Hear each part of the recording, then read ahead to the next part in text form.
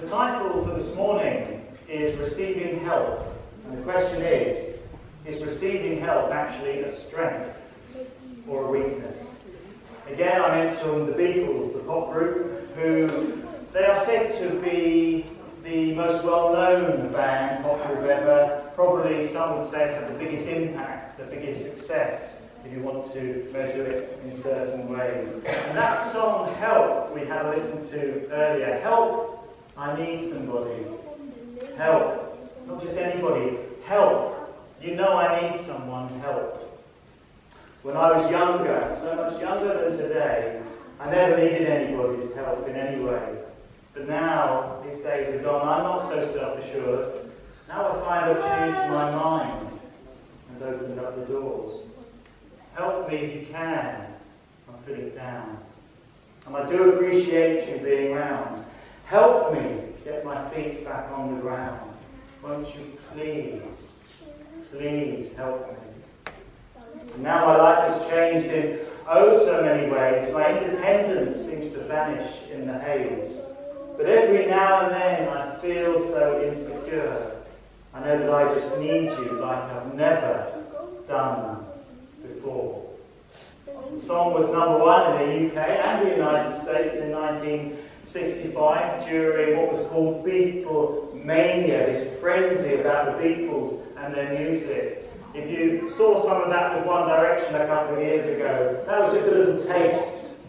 Those of you who are part of that, it was nothing I can see so compared to the Beatlemania.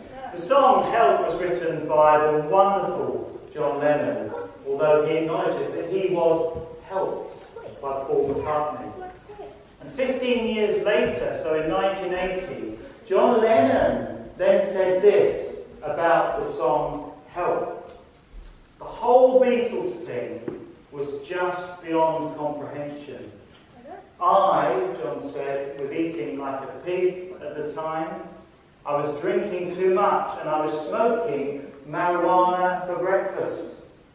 Most people think it's just a fast rock and roll song.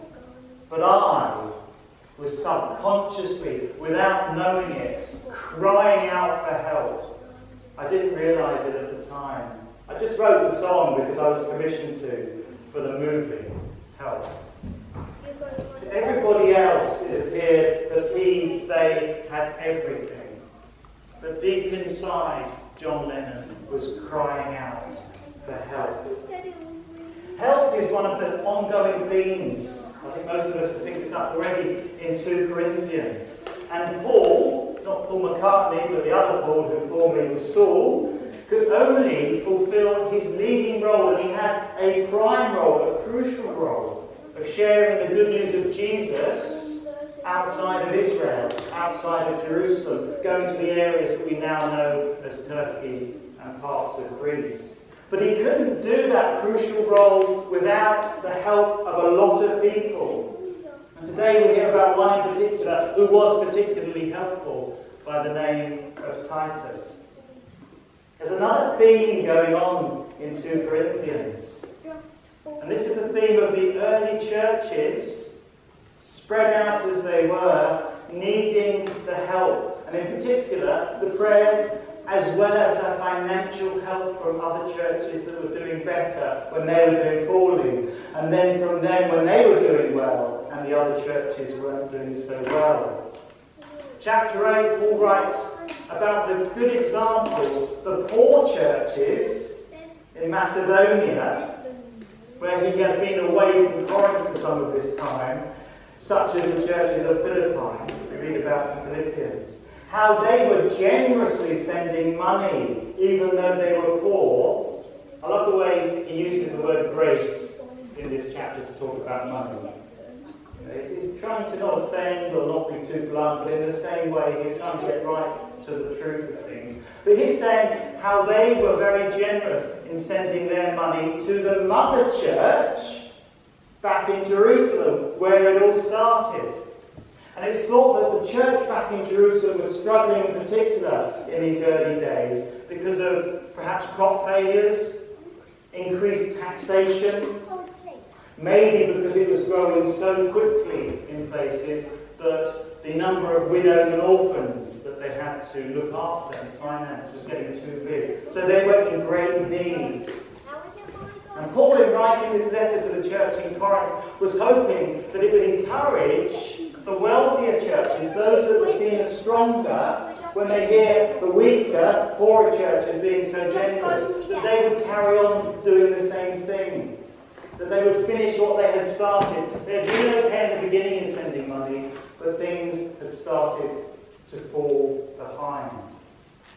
However, and you might be pleased this morning to hear this, this sermon is not a rallying cry asking for more help from you.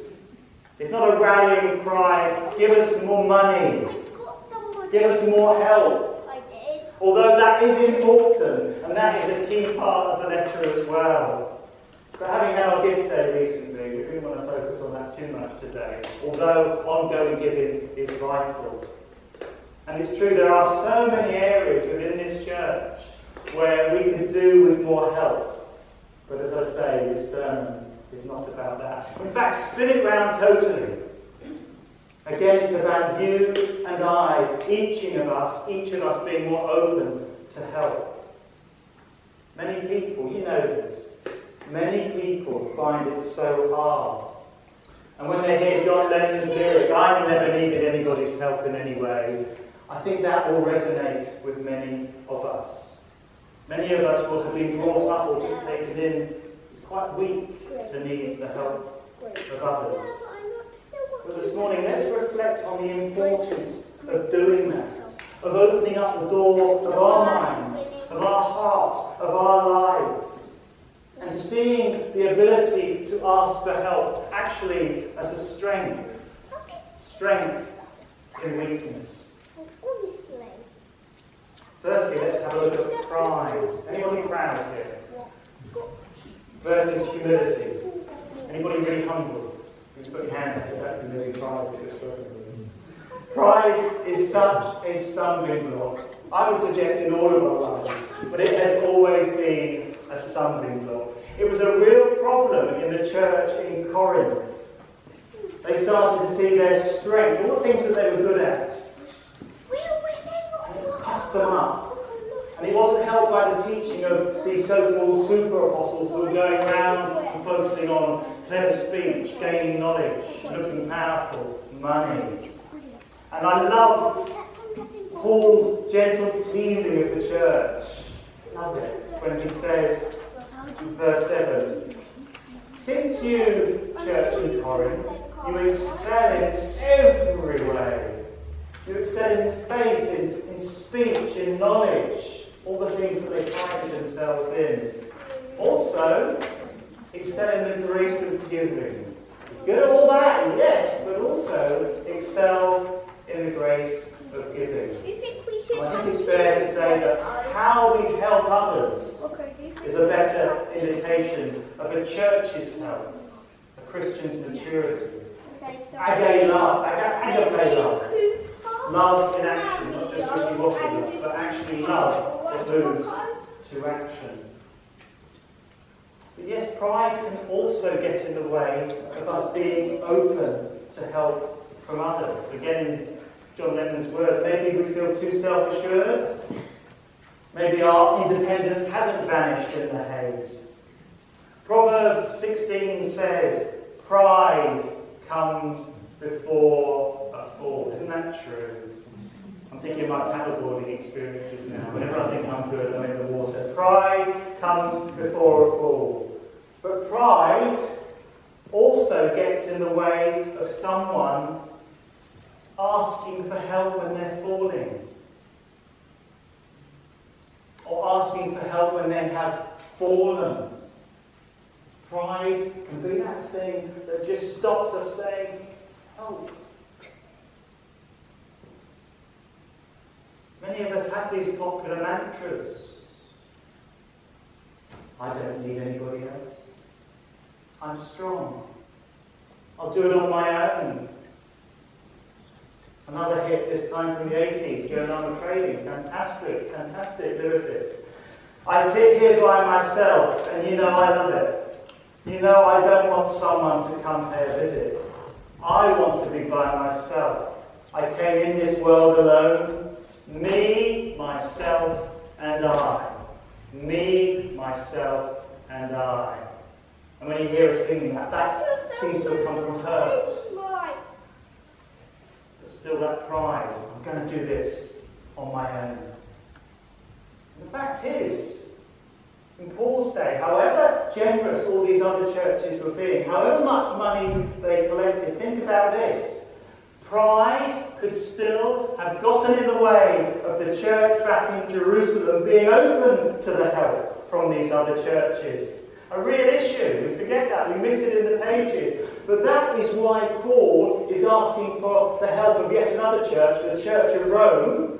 And we see this in Romans chapter 15. He asked them to pray that such a collection, this money that was being collected in Achaia and Macedonia, and the words he used, is acceptable to the church in Jerusalem. Since Paul knew that many in Jerusalem, back in the mother church, could be inclined to turn their noses up to the help coming from outside of Jerusalem. Pride could have gotten in the way. It was the mother church where everything started. And I think it would be a little bit like a parent of a child, perhaps as we get older, or when we get into older age, having to receive the help of a child. It takes such humility. I'm learning that already, that actually to receive help that I need often from my children is quite humbling, very humbling at times. This is how the mother church back in Jerusalem could have felt about this money being raised. Think about this church, Worthing Baptist Church. Did you know that we are the mother church to so many other churches locally? That over the years, many years ago, I think I'm right in saying we planted Baptist churches like the one in Finland, Angmering, Broadwater, I think even New Life Darrington, maybe some further along the coast and more inland as well. But it would be a little bit like those churches sending us money now. And if you're listening online, any of those churches, we are very humble. We will accept anything you've got.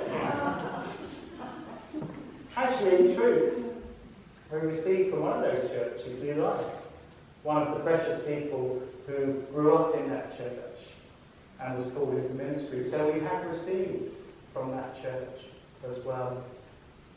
Growing up, part of growing up is learning to receive from others. In John Lennon's words, and now my life has changed in oh so many ways. My independence seems to vanish in the haze. It's interesting. I wonder how proud Paul was. He's doing all this teaching, but when you teach anything, especially when you're preaching, it comes through the hard lessons you have learned yourselves. Paul is asking for all this money for other churches, when actually, if you think about it, he prided himself on not receiving money from those in Corinth when he first went there to establish the church. We hear in chapter 2 of 2 Corinthians that they don't peddle the good news for money. And elsewhere we understand from Paul that he did his own tent making, probably working with leather or those kind of materials, so that he didn't have to rely on the money from the churches as they were building in the first place. But many have suggested this might have been to stop accusations that we're just after our money. But maybe his own pride got in the way.